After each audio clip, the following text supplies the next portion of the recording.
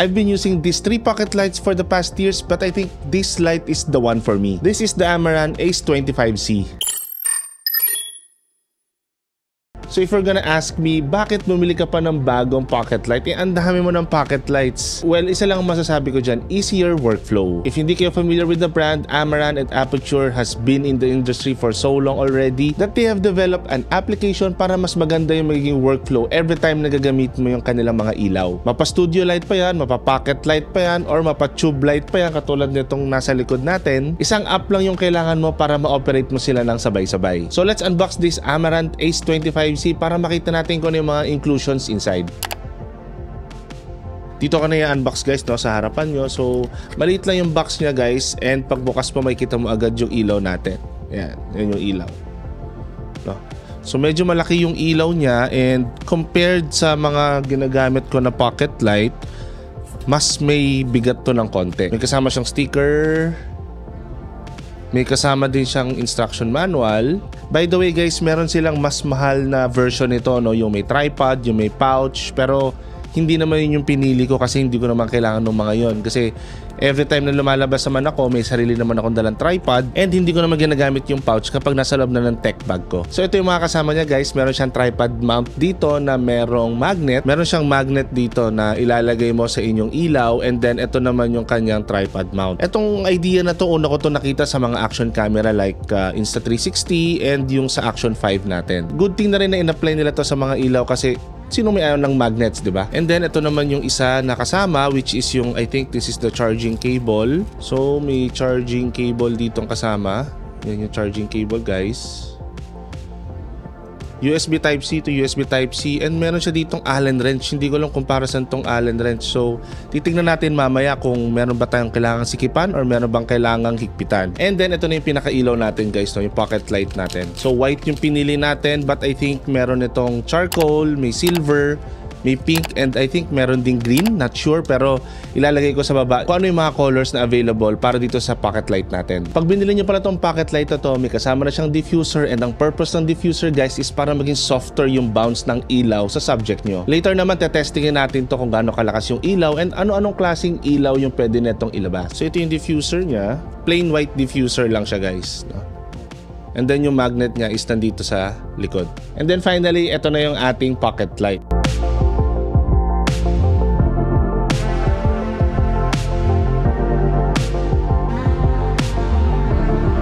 So ito yung itsura niyan guys. Ito yung itsura niya, no? So maliit lang siya. I think this is 4 to 5 inches. So ito yung harap niya guys. Andito yung mga magnets niya sa gilid. Hindi masyadong kita yan. And sa likod naman, nandito yung kanyang fan, and andito yung magnet niya, and may LCD screen dito. Sa gilid naman, nandito yung controls. Kung papapansin nyo guys, madami din itong vent kasi malaki or malakas yung na-emit na ilaw nito. Ito pala yung sinasabi ko ng magnet sa ibaba. So tetestingin natin later kung paano nga ba gamitin yon.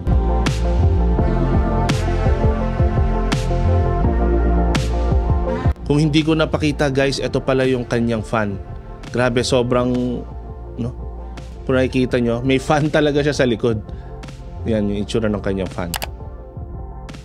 For comparison guys, ito yung usual na ginagamit ko na pocket light, pero ang hirap kasing gamitin ito kasi ang dami niya mga buttons, ang dami niya mga choices, and mas mabilis siyang malobat. Yung isang pocket light naman na ginagamit ko is bicolor, so hindi siya RGB. So if I want this light to be my background light, hindi siya masyadong uubra kung gusto ko lagyan ng red, ng blue, ng orange sa likod ko kasi nga bicolor lang ito. And wala rin pala tong LCD screen sa likod, so tatansyahin mo lang kung nasaang Kelvin ka na. But this light guys, grabe, andito na lahat ng mga kailangan ko. Bicolor, RGB siya, may fan siya, so hindi siya mabilis uminit, may LCD screen siya, ang dali niyang gamitin, and meron din siyang mobile app na sasabay sa mga studio lights na ginagamit natin ngayon. And as mentioned sa studio tour video ko, kung di nyo pa napapanood, ilalagay ko yung link dito sa itaas. Ang ginagamit ko na ilaw sa studio is puro Amaran light. Kaya mabilis yung workflow ko, isang open ko lang ng app, mag-on na sila, and then isang open ko lang ulit ng app, mag-off na sila. I can also change the temperature, the effects, and the color of the lights na ginagamit ko dito sa studio by the use of the Sidus Link app. I-turn on na natin yung ating RGB pocket light para makita na natin kung ano yung mga effects na meron ito. Fair warning lang sa mga nanonood natin na medyo sensitive sa ilaw, skip nyo na lang tong part na to. One thing na nagustuhan ko dito sa pocket light na to is meron siyang on-off switch. Hindi mo na siya kailangang i-press and hold. So yan yung on-off switch niya. Na-on ko na siya and ito na yung ilaw na ine-emit niya, no? So ang unang ilaw na lumabas sa atin is color pink. But pwede natin yung i-edit or i-adjust gamit yung ating turning wheel dito.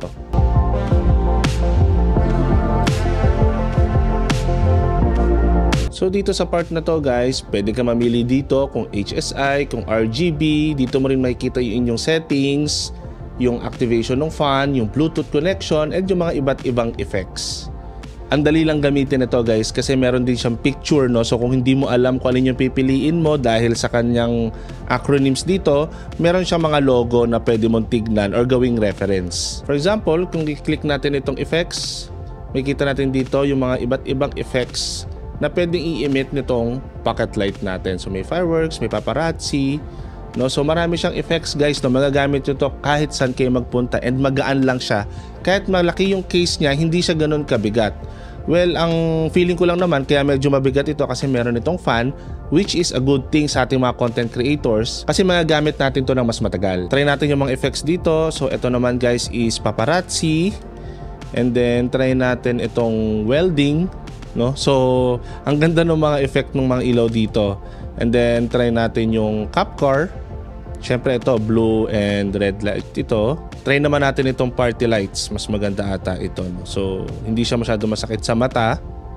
And again, nakokontrol naman lahat ng brightness gamit yung kanilang mga buttons dito. So ngayon naman guys, itatry natin itong i-connect sa ating smartphone. Para naman mag-connect sa Bluetooth connectivity nito guys, pumunta lang kayo sa Bluetooth logo ng inyong Amaran Ace and i-open nyo lang yung inyong Sidus Link app.